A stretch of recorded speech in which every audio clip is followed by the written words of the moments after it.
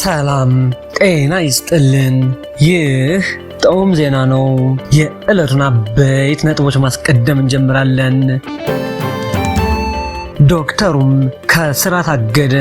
የአሜሪካዊ በሽታ መቆጣጠርና መከላከል ሲዲሲም በጂንካ ከተማ የታየውን ወረርሽኝ ከኢቦላ ቫይረስ የከፋ ነው ያለውን ወረርሽኝ ይፋ ያደረገውም የጂንካ ሆስፒታል ዳይሬክተር ዶክተር ቢኒያም አስራት ከስራ መባረሩ ምክንያቱ ምንድነው?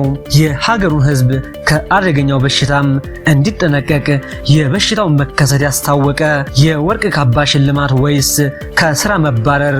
ይህን አስቀያሚ ተግባርም በዝርዝር እንመረምረዋለን። የኢትዮጵያ አማጽያን የብሔር ቡድኖች ከኢትዮጵያ ታሪካዊ ጠላት ጋር ተሰባሰቡም። ግብጽ ከጀርባ አለችበትም። ሱዳን ራሷን ከመፍራረስ ማዳን ይልቅ እኔ ከሞትኩም ሰርዶ አይብቀል በሚመስል መልኩም ከአሮጌዎቹ ሻዕቢያና ህወሓት እንዲሁም የእነሱ ታዛዦች በመሃል ሀገር ፋኖና ሸኔን ጨምረውም ሴራ ደርድረዋል። በትንታኔ እንመለስበታለን። ህወሓት የሻዕቢያ ወታደሮችን ወደ ትግራይ ክልል በገፍ አስገባም። የቲዲኤፍ ሰራዊትን ድጋፍ ያጣው ህወሓትም በኢሳያስ ወታደሮች ለመዋጋትም እየሞከረ ነው። እንመለስበታለን። የኤርትራ ማስታወቂያ ሚኒስትር የኢትዮጵያ መንግስት ወደብንና የቀይ ባህር ኃይል አቋቁማለሁ የሚለውን ነገር አቁሞም ዝምታ ውስጥ ገብቷል በማለትም የፌዝ መግለጫ ሲያወጡም፣ በሌላ በኩል ግን ኤርትራ ውስጥም ኢንተርኔት ባለመኖሩ ምክንያትም የኢትዮጵያ ውጭ ጉዳይ ሚኒስትር የሰጡትን ከባድ ማስጠንቀቂያና ክስም መረጃውም ለኤርትራ ሚኒስትር አልደረሳቸውም ማለት ነው። ተጨማሪ መረጃ እናደርሳችኋለን። የሩሲያው ቀይ ጦርም የድል ዘንግ ለመጨበጥ ተቃርቧል። አይበገሬው ፑቲን አልተቻሉም። ዩክሬን በበኩሏም የአቅሟን እየሞከረች ትገኛለች። ሁሉንም መረጃዎች በዝርዝር እናደርሳችኋለን። ቻናላችንን ሰብስክራይብ እንድታደርጉ በአክብሮት እንጠይቃለን።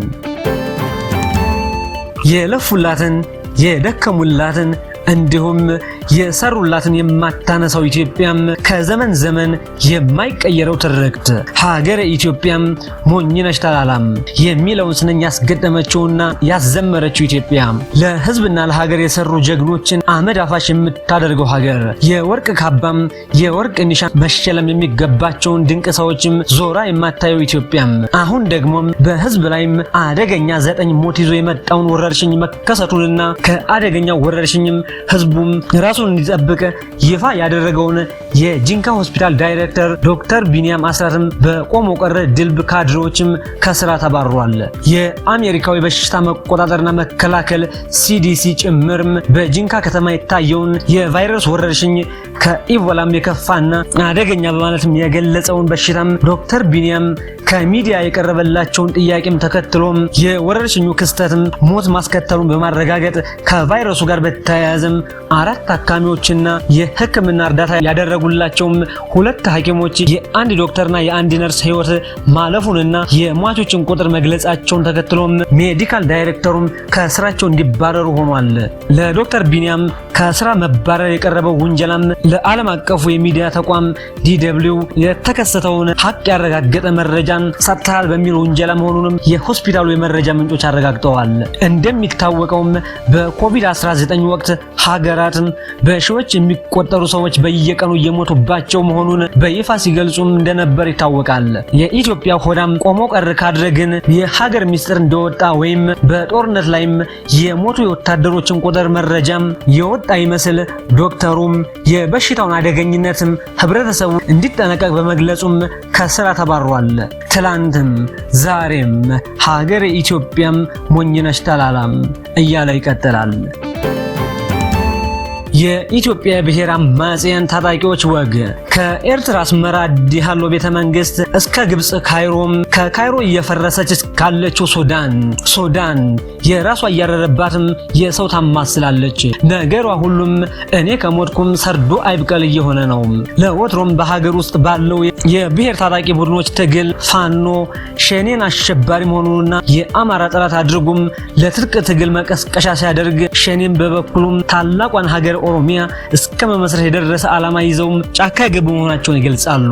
በሌላ በኩል ህወሓትም የአማራ ታጣቂዎች በተለይም ፋኖና ኤርትራም የዘር ማጥፋት ጄኖሳይድ ፈጽመውብኛል፣ ሂሳብ አወራርዳለሁ በማለትም ዛቻና ማስፈራሪያ የነበረው ህወሓትም የጨዋታ ካርዱን በተቃራኒውም 360 ዲግሪ አዙሮም ከሁለቱም ጋር የጠላትም ወዳጅ ነው በሚል የጋራ የጦርነት እቅድ ነድፈዋል። በተለይም በህወሓትና ሻዕቢያም ጨዋታው ደርቷል። ጽምዶ የሚባል የምዕራባውያን ኔቶ መሳይ ጥምረት ፈጥረዋል። እነዚህ እርስ በርሳቸው በስልጣንና በፖለቲካ አስተሳሰብ የማይግባቡም እንደ አራምባና ቆቦ የተራራቁ ኃይሎች ፋኖ፣ ኦነግ ሸኔ፣ ህወሓትና ሻዕቢያም በከፍተኛ አመራሮቻቸው በኩል በጦርነት እየፈረሰችና እየወደመች ባለችው ሱዳን ተገናኝተው መምከራቸውን ዘ ኢኮኖሚስት ዘግቧል። አመራሮቹ በሱዳን የጋራ ወታደራዊ እቅድ ለመንደፍ መገናኘታቸውንም በዘገባው ገልጿል። መንግስታትን መሳሪያ ታጥቆ መታገልና መዋጋት በዓለም ስርዓተ መንግስት ላይ ያለ እውነታ ነው። ነገር ግን ከጥንት እስከ ዛሬም የኢትዮጵያ ታሪካዊ ጠላት በሆነችው በግብጽ አደራጅነትና መሪነት መምከርና እቅድ ማውጣት ሀገር ከመግዳት በላይ ነው። ይታገሉም ይታጠቁም። ነገር ግን ከኢትዮጵያ ታሪካዊ ጠላት ጋር ለምን በኢትዮጵያ ታሪካዊ ጠላት ሰብሳቢነትና መሪነት የምታደርጉት እቅድና ጥምረት ኢትዮጵያን እንደዚህ ሱዳን አፍርሷት? ካልሆነም ምን ሊሆን ይችላል? ኤርትራ የምትባልን ሀገር ለ35 ዓመታት ያህል መርቶም ካፈረሰው የሻዕቢያው ኢሳያስ አፈወርቂስ ምን አይነት ልምድ ይወሰዳል? ለወትሮም ቢሆን ታጣቂዎቻቸውንም በትክክል መምራት የማይችሉት ሶስቱም ታጣቂ ኃይሎችም ነፃ እናወጣለን የሚሉትን ህዝብ እንደ ጠላትም የሽፍታ ባህሪን በመላበስ ይገድላሉም ይዘርፋሉ። ነፃነት ወይስ እገታ? ፍትህ ወይስ ሞት? ለምትታገሉለት ማህበረሰብ የተረፈውስ የትኛው ነው? ማሰብ የሚችልና ወቅቱን የሚረዳ የስትራቴጂ አመራር አጥቻለሁ ብሎ ራሱን የገመገመው ህወሓትም የቲዲኤፍ ታጣቂ ቡድኑ ወደ 3 ቡድኖች በመከፋፈሉ እና የቀረውም የቲዲኤፍ ታጣቂም የህወሓትን ጦርነት የመጀመር እንቅስቃሴን በመቃወሙም ብሎም አንዋጋም በማለቱም ከሻዕቢያ ጋር በመሰረቱት ጽምዶ አማካኝነትም ያሰቡትን ጦርነት ለማስጀመር የኤርትራ ወታደሮችን ወደ ትግራይ ክልል ኢሮብ ከተማ ማስገባታቸውም ተሰምቷል።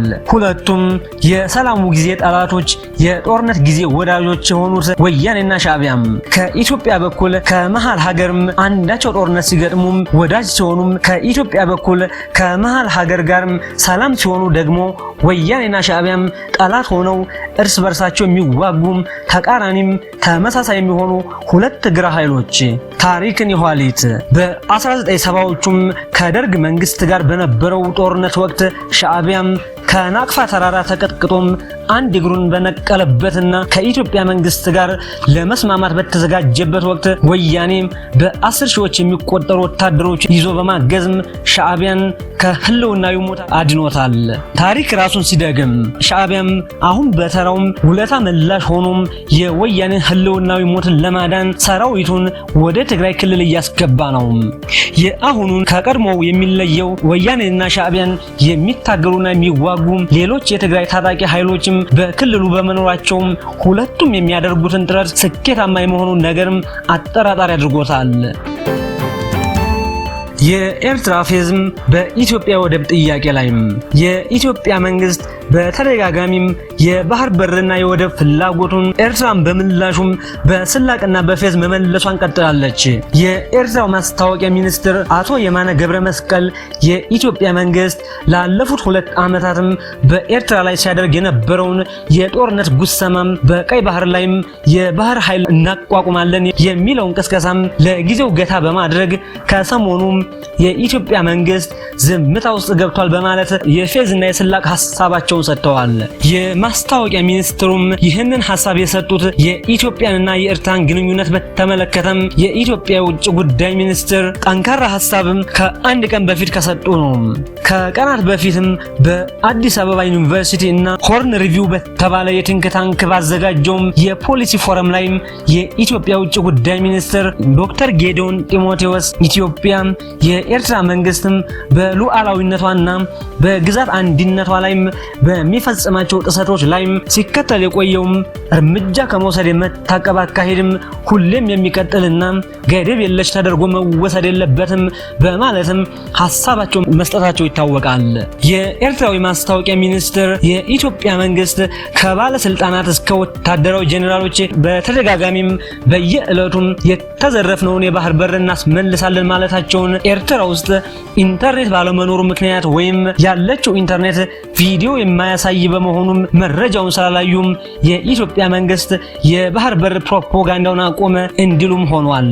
የኤርትራዊ ማስታወቂያ ሚኒስትር አክለውም ብልጽግና ፓርቲም በኢትዮ ኤርትራ ጦርነት ወቅት እንደነበረውም በባህር በር ስም የተስፋፊነት የጦርነት አጀንዳ እያራመደ ነው በማለትም ከሰዋል። የሩሲያው ኃያሉ ቀዩ ጦርም የድል ዘንጉን ለመጨበጥ ተቃርቧል። የሁለተኛው የዓለም ጦርነትን በናዚው መገኛና መናገሻ በሆነችው በጀርመኗ በርሊን አደባባይ ዘልቆ በመግባትም የድል ባንዲራውን የተከለው ቀዩ ጦርም በምዕራባውያን ሴራም ኤርትራም ከኢትዮጵያ እንደተገነጠለችውም ዩክሬንም ከሩሲያ ገንጥለው የሩሲያ ዋና ጠላት አድርገዋል። ዩክሬን አሜሪካን ጨምሮም የምዕራባውያን ሀገራት ጥርቅም ከገንዘብ እስከ ዘመናዊ የጦር መሳሪያ ቢቀርብላትም ሩሲያን ማጥቃቱ ቀርቶም በወጉ እንኳን መከላከል አልቻለችም።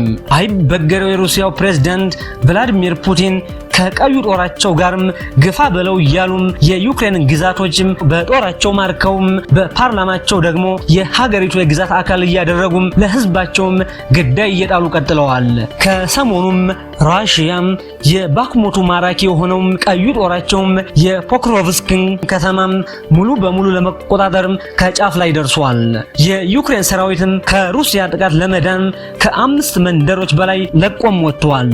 ከተሞቿና ግዛቶቿም እየተወሰደባት የምትገኘው ዩክሬን በበኩሏም በምዕራባውያን እገዛም በሩሲያም ትልቁ የነዳጅ ማከማቻ ላይም ጥቃት አድርሳም መጽናኛ አድርገዋለች። ሀገራቸውንና ግዛታቸውን እያጡም ከመቶ ሙከራም በተሳካ አንድ የጥቃት መጽናናት ግን ምን ይሉታል? የሩሲያንና የፑቲንን የአጸፋ ምላሽስ የዜሌንስኪው ዩክሬን መቋቋም ይችላል ወይ?